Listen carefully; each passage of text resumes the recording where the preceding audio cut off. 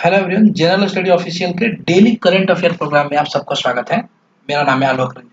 तो पहले हम इसके तहत शुरू में कुछ जो इम्पोर्टेंट न्यूज है उसको डिटेल एनालिसिस करेंगे ताकि वो प्री और मेंस दोनों में काम आए। इसके बाद हम कुछ special one liner current affair देखने का प्रयास करेंगे। तो जो पहला न्यूज है वो है कि हिरासत में रखे गए एवं लापता सदस्यों के लिए एकजुटता का अंतर्राष्ट्रीय दिवस 25 मार्च को मनाया गया। ये संयुक्त राष्ट्र यूनाइटेड नेशन द्वारा ये डेट मनाया जाता है और ये डेट इसलिए मनाया जाता है ताकि वो सारे लोग जो संयुक्त राष्ट्र के लिए काम करते हैं दुनिया के अलग अलग देशों में सुरक्षा पहुंचाने के लिए या फिर किसी बीमारी के लिए या फिर किसी कॉन्फ्लिक्ट को के समाधान के लिए अलग अलग देशों में जो लोग काम करते हैं उन पर कोई हमला होता है, वो मिस हो जाते हैं या फिर उनकी हत्या कर दी जाती है, तो उनकी याद में ये दिन मनाया जाता है। उनको एक तरीके से थैंक्स कहने के लिए, उनको उनके प्रति ग्रेटनेस शो करने के लिए ये दिवस मनाया जाता है, उनको याद करने के लिए। तो एक्चुअली इसमें क्या क्या पॉइंट है वो देखते हैं कि संयुक्त राष्ट्र द्वारा 25 मार्च को हर वर्ष international day of solidarity with detained and missing staff members यानी हिरासत में रखे गए और लापता सदस्यों के लिए एकजुटता पर अंतर्राष्ट्रीय दिवस मनाया जाता है ताकि पूरी दुनिया उनको याद कर सके और उनके जो उन्होंने सेक्रीफाइस किया है उसको उसको समझ सके तथा उन पे जो हमले हो रहे हैं वो धीरे धीरे दुनिया में जागरूकता बढ़े और कम हो सके। ठीक है, दरअसल यह जो 25 मार्च डेट है ना, ये एक फलस्तीन मिडिल ईस्ट का जो देश है उसके ईस्टर्न पार्ट में रहने वाले एक जर्नलिस्ट है जिनका नाम था एलेक कॉलेट।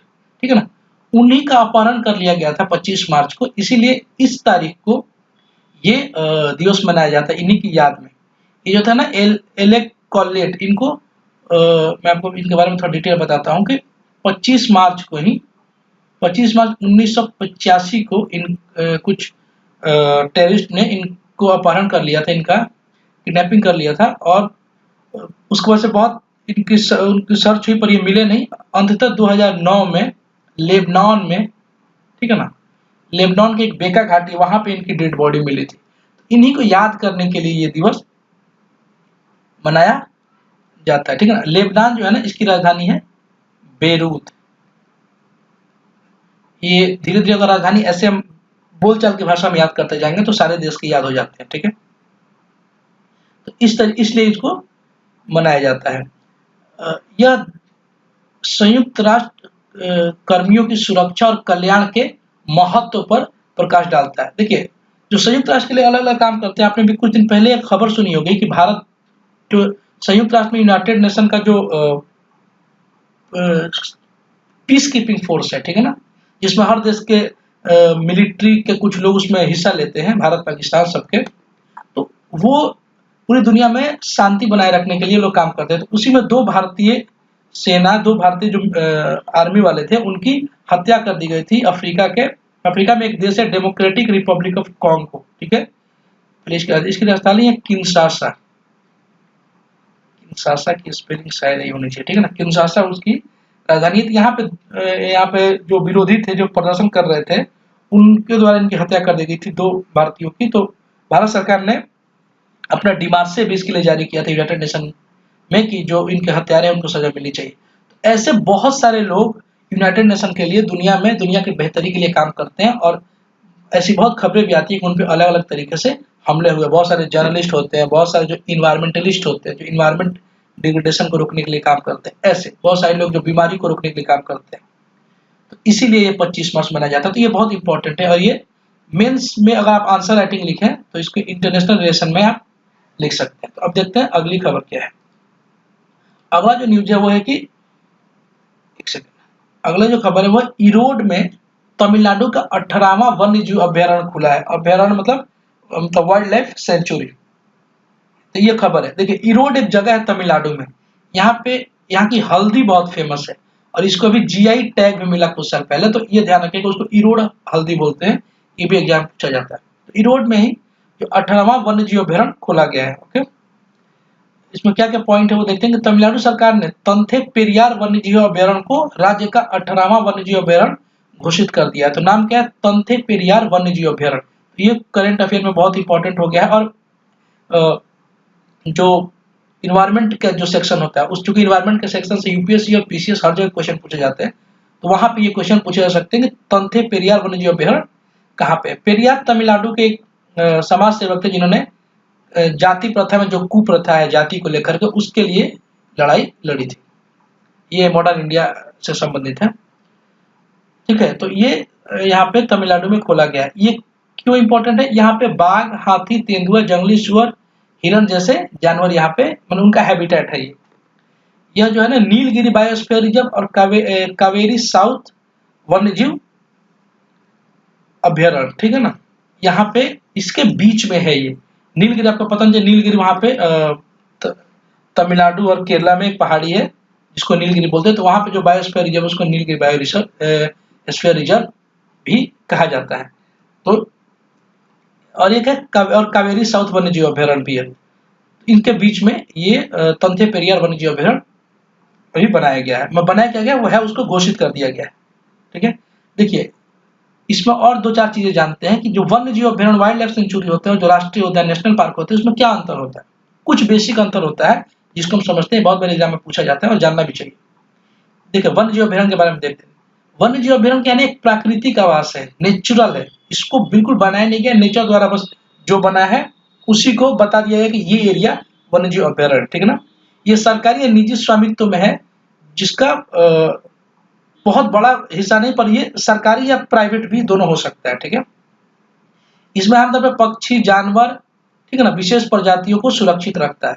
न सिर्फ पक्षी, जानवर या फिर जो प्लांट किंगडम है उसके भी बहुत सारी चीजों को ये इसका संरक्षण वन्यजीव अभ्यारण्य करता है, ठीक है। इसमें एक और इम्पोर्टेंट है कि इसमें प्रतिबंध कम है, इसमें आसानी से मैं और आप जा सकते हैं किसी काम के लिए, जनता के लिए खुला होता है। हाँ कुछ रिस्ट्रिक्टेड होते हैं जहाँ पे कुछ ऐसे एनिमल्स हैं जो बहुत ज्यादा वल्नरेबल हैं, जिनके खत्म होने की संभावना बहुत ज्यादा है, वहां पे थोड़ा बहुत प्रतिबंध लगा दिया जाता है। या फिर वैसे एनिमल, वैसे जगह जहाँ पे कुछ बहुत खतरनाक एनिमल रहते हैं जिससे ह्यूमन लाइफ को खतरा, वहां पे थोड़ा बहुत प्रतिबंध लगाया जाता है, और ये आमतौर पर खुला होता है, ठीक है। इसमें जाने के लिए अनुमति की जरूरत नहीं होती है। और एक और इम्पोर्टेंट है कि वन्यजीव अभ्यारण्य की कोई सीमा निश्चित नहीं होती है। ये नहीं कि कोई स्पेसिफिक है कि इतना ही दूर में इसको बनाया गया, ये पूरा फैला होता है। यहाँ पे है, फिर बीच में शहर है, फिर यहाँ पे है, फिर दोनों वन्यजीव अभ्यारण्य ही होंगे, इस तरीके से होता है। तो ये वन्यजीव अभ्यारण्य कुछ डेफिनेशन है। जबकि जो राष्ट्रीय उद्यान है, राष्ट्रीय उद्यान एक संरक्षित क्षेत्र है, ठीक है ना, जो सरकार द्वारा वन्य जीवों के संरक्षण और उनके विकसित करने के लिए स्थापित किया जाता है। सरकार इसको स्थापित करती है अपने तरीके से, ठीक है। तो जाहिर सी बात है इसकी एक निर्धारित सीमा भी होगी क्योंकि सरकार स्थापित कर रही है, और चूंकि सरकार वन्य जीवों के संरक्षण के लिए करती है तो जाहिर सी बात है इसमें प्रतिबंध ज्यादा होंगे, यहाँ लोग को जाने कम दिया जाएगा। इसलिए कि अत्यधिक प्रतिबंधित होता है, इसमें जाने के लिए अनिवार्य अनुमति चाहिए होती है। कुछ रिसर्च करना है या फिर कुछ शूट करना है अगर नेशनल ज्योग्राफी के लिए या किसी चीज के लिए, तो आप परमिशन लेके जा सकते हैं रिस्पॉन्सिबल अथॉरिटी से, और उसके बाद भी बहुत सारे रिस्ट्रिक्शन और बहुत सारी कोताही रखनी पड़ती है, ठीक है, और इसकी सीमाएं निश्चित होती है। ये दो जानकारी थी कि वन्यजीव अभ्यारण्य और राष्ट्रीय उद्यान क्या होता है। ओके, ये तमिलनाडु में 18वां खुला है। तमिलनाडु में कुछ और प्रमुख वन्यजीव अभ्यारण्य है, ठीक है, जैसे कि अन्नामलाई वन्यजीव अभ्यारण्य तमिलनाडु में बहुत फेमस है, मुद्दुमलाई है, पॉइंट कैलिमरी जो साउथ तमिलनाडु में, ठीक है। इसके अलावा अन्ना जूलॉजिकल पार्क, इसके अलावा भी बहुत है पर ये बहुत इंपॉर्टेंट है ये चारों, तो आप इसको परीक्षा के पॉइंट ऑफ व्यू से याद रख सकते हैं। इसके अलावा आप तमिलनाडु में और कौन कौन से वन्यजीव अभ्यारण्य है, वहाँ कौन कौन सा नेशनल पार्क है, ठीक है ना, उसको भी आप सर्च करके याद कर सकते हैं। तो ये थी खबर। तीसरी खबर देखते हैं, इसमें है कि प्रधानमंत्री ने CUBD ऐप लॉन्च किया है। ओके, बस खबर इतना ही है। बहुत बार परीक्षा में क्या होता है ना, इससे कैसे क्वेश्चन पूछे जाते हैं कि पूछ देगा कि हाल ही में CUBD ऐप या CUBD चर्चे में रहा, ये क्या है। तो बहुत जगह इसके फुल फॉर्म भी पूछे जाते हैं, बहुत जगह इसके इसमें क्या क्या फीचर्स है वो भी पूछे जाते हैं, यूपीएससी में खास करके, ठीक है। तो आइए इसको डिटेल में देखते हैं। जो भारत के प्रधानमंत्री नरेंद्र मोदी ने हाल ही में संचार मंत्रालय के दूरसंचार विभाग की एक पहल, एक इनिशिएटिव है CUBD, जिसका फुल फॉर्म है कॉल बिफोर यू डिग। तो फुल फॉर्म भी जानना चाहिए, इससे इस पूरे ऐप के बहुत सारे फीचर्स आपको पता चल जाएंगे। देखिए, कॉल बिफोर यू डिग, डिग मतलब खुदाई करना, ठीक है ना। ऐप को लॉन्च किया गया है, तो किसी कहीं पे खुदाई करने से पहले जान लेना, कॉल कर देना, मतलब इस चीज को समझ लेना, ठीक है ना, उसके लिए ऐप है। बहुत जगह क्या होता है, मैं आपको थोड़ा सा समझा देता हूँ। बहुत जगह जैसे जमीन के अंदर बहुत सारे तार या पाइप बिछाए होते हैं, जैसे पानी के पाइप होते हैं, गैस के होते हैं, ऑप्टिकल फाइबर बिछाया गया है, बहुत सारे और कम्युनिकेशन चैनल्स, कम्युनिकेशन के लिए चीजें तार बिछाई रहती है, बहुत सारे इंटरनेट जो सुविधा देते हैं वो लोग अपने तार बिछाते हैं, ठीक है। इसके अलावा अब बहुत जगह पे इलेक्ट्रिसिटी तार भी जमीन के अंदर अंदर जाते हैं, ठीक है। ऐसे में किसी एक चीज में कोई खराबी आ जाती है, तो उसको ठीक करने के लिए अगर खुदाई शुरू हो जाती है, तो एक तो अगर पता नहीं, एग्जैक्ट पता नहीं होता कि कौन सा प्रॉब्लम कहाँ पे है, तो अगर खुदाई यहाँ पे शुरू हो गई, पता चला प्रॉब्लम यहाँ पे है, तो फिर यहाँ खुदाई करनी पड़ती है। तो इसमें समय भी ज्यादा लगता है और संसाधन भी बहुत ज्यादा लगता है। इसके अलावा इसमें बहुत सारे, सपोज कीजिए कि ऑप्टिकल फाइबर में कुछ खराबी है, उसके लिए खुदाई कर रहा है, लेकिन हमें जानकारी नहीं है कि यहाँ पे और सारे भी तार बिछाए हुए, तो खुदाई के दौरान हो सकता है कि बाकी सारे तार या पाइप भी उसको भी हानि हो जाए। इससे क्या होता है, एक काम करने गए और खर्चे बढ़ जाएंगे। तो इसकी सुविधा के लिए ये सीयूबीडी ऐप लॉन्च किया गया है। इसके अलावा अगर भूमि के अंदर किसी प्रकार के मिनरल्स का पता चलता है या कुछ चीज का पता चलता है, उसकी खुदाई भी करने से पहले ये जान लेना कि वहाँ पे क्या-क्या है, ठीक है? ताकि उसकी पहले से सावधानी रखी जाए। इन सब के लिए ये ऐप लॉन्च किया गया है, ठीक है? देखिए इसमें एक बहुत इंपॉर्टेंट इन्फॉर्मेशन है कि जो ऐप का लक्ष्य है ना, वो ऑप्टिकल फाइबर केबल जैसी अंतर्निहित संपत्तियों को नुकसान के कारण हर साल लगभग 3000 करोड़ रुपए यानी $400 मिलियन का नुकसान को रोकना है। मैंने बताया ना कि बहुत सारे केबल हैं या बहुत सारे पाइप हैं, उनका नुकसान नहीं हो जाए, इसके लिए ये ऐप लॉन्च किया गया है। ये 3000 करोड़ का नुकसान इससे होता है। 3000 करोड़ की आप इम्पोर्टेंस इसी को समझिए कि 3000 करोड़ से बहुत अच्छे लेवल का एम्स हॉस्पिटल और कॉलेज बन सकता है, अगर 3000 करोड़ रुपए खर्च किया जाए तो। इसके अलावा इसके और क्या लक्ष्य है कि जो भूमिगत उपयोग, जो भूमि के मालिक हैं और जो खुदाई एजेंसी है, उनके बीच एक कनेक्शन स्थापित करता है, ठीक है। इससे पता चलता है एक्चुअली में यहाँ पे ये प्रॉब्लम है, तो या फिर जमीन के इस पार्ट में ये प्रॉब्लम है, तो वहीं पे खुदाई होगी टारगेटेड एरिया में, ठीक है। ये ऐप कैसे काम करता है, तो इसको देखिए। ये सीयूबीडी ऐप उत्खननकर्ता और संपत्ति मालिकों को एसएमएस या ईमेल नोटिफिकेशन और क्लिक टू कॉल के माध्यम से जोड़ता है एक दूसरे को, ठीक है। उत्खनन करने वाली कंपनियां उत्खनन कार्य शुरू करने से पहले मौजूदा उपसतह उपयोगिताओं के बारे में पूछताछ कर सकती है और उपयोगिता मालिक किसी स्थान पर आसन्न कार्य के बारे में भी पता लगा सकते हैं। ऐप भूमिगत उपयोगिताओं के स्थान और गहराई के बारे में वास्तविक समय की जानकारी प्रदान करेगी, जिससे उत्खननकर्ता को बिना नुकसान पहुंचाए अपना काम करने में मदद मिलेगी। ये सारे इसके इम्पोर्टेंस हैं। तो ये याद रखना है कि सीयूबीडी ऐप एक्चुअली किससे संबंधित है और किस मंत्रालय से संबंधित है, तो संचार मंत्रालय। अगला एक United nation world water development report 2023 जारी की गई।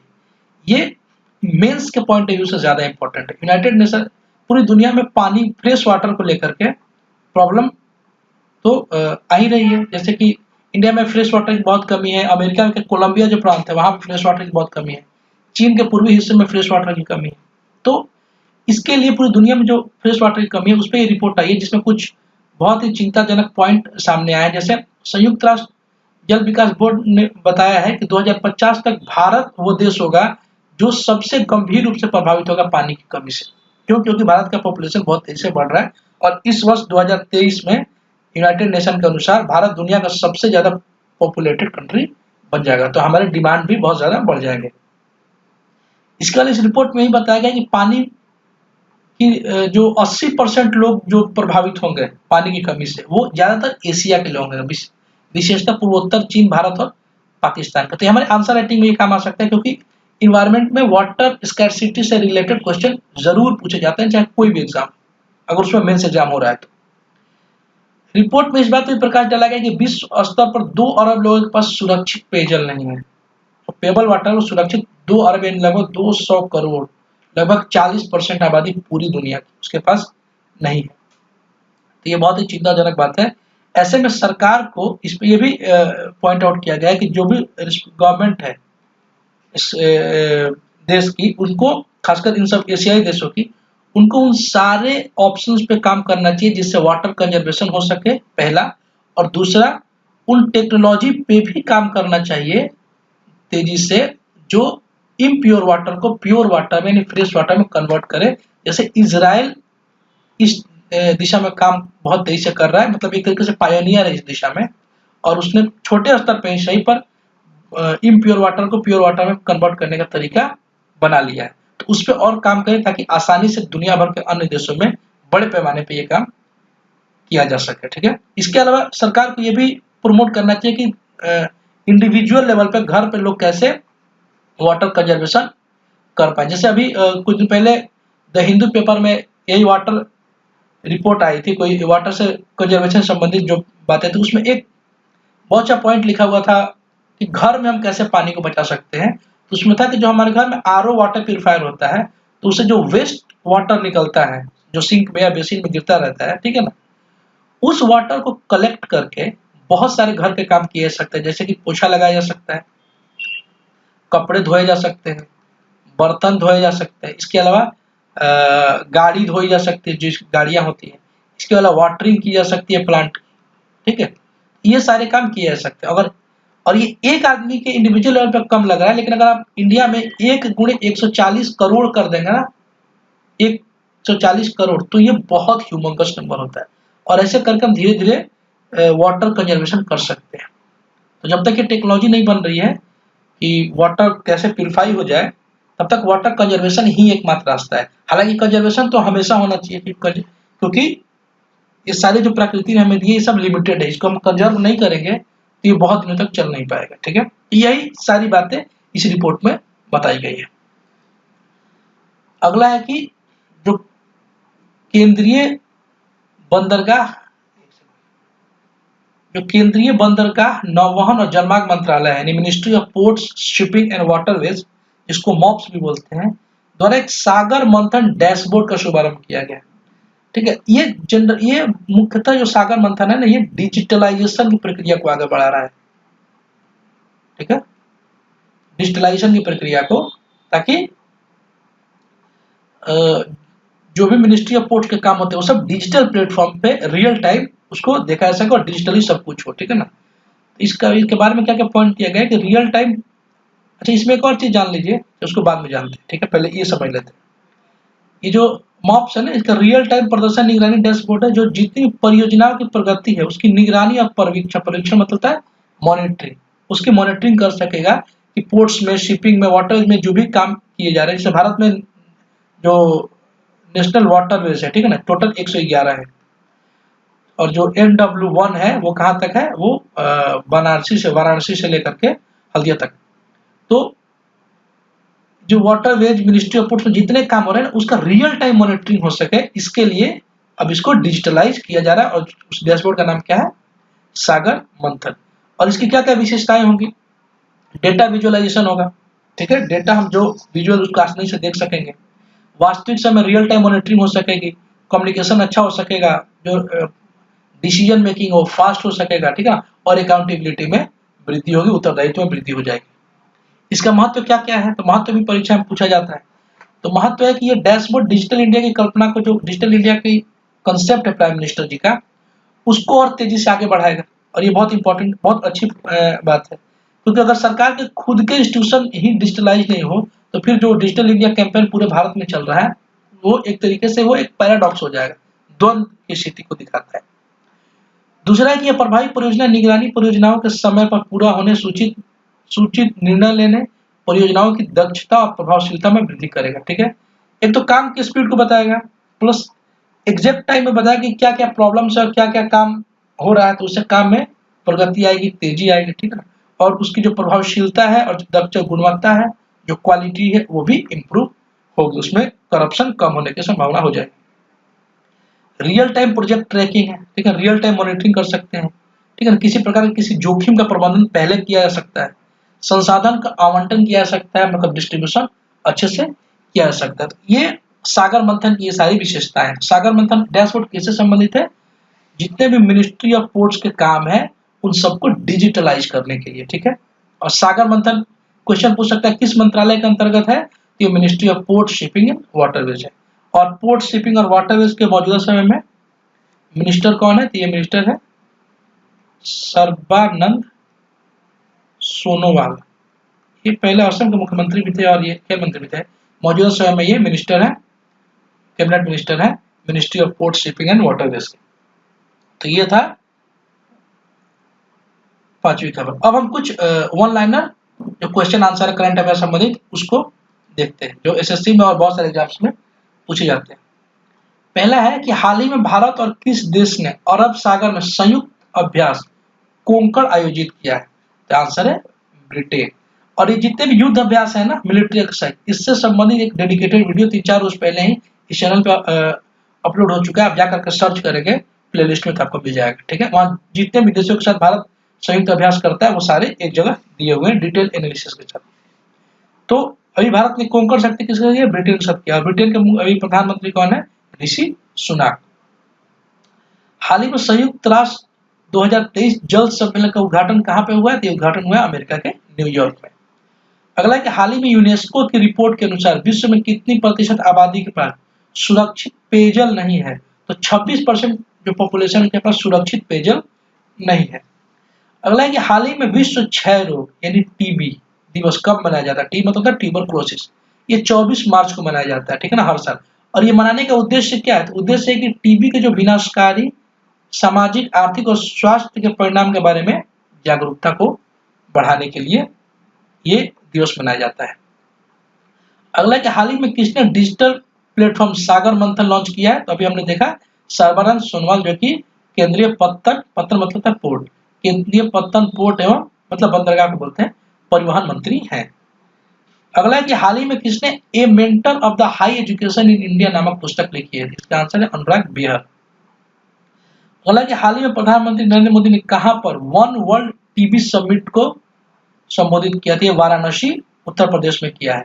और अभी जो उत्तर प्रदेश का मुख्यमंत्री है, उत्तर प्रदेश के मुख्यमंत्री योगी आदित्यनाथ जी, उन्होंने एक संकल्पना ली है, एक प्लेज लिया है कि 2025 तक उत्तर प्रदेश से जो टीबी है ना, ट्यूबरकुलोसिस बीमारी, इसका उन्मूलन कर देना है। उन्मूलन मतलब इरेडिकेशन, इसको खत्म कर देना है यूपी से। एक बहुत ही शानदार पहल है, या फिर प्लेज कह सकते हैं, प्लेज है यूपी गवर्नमेंट की।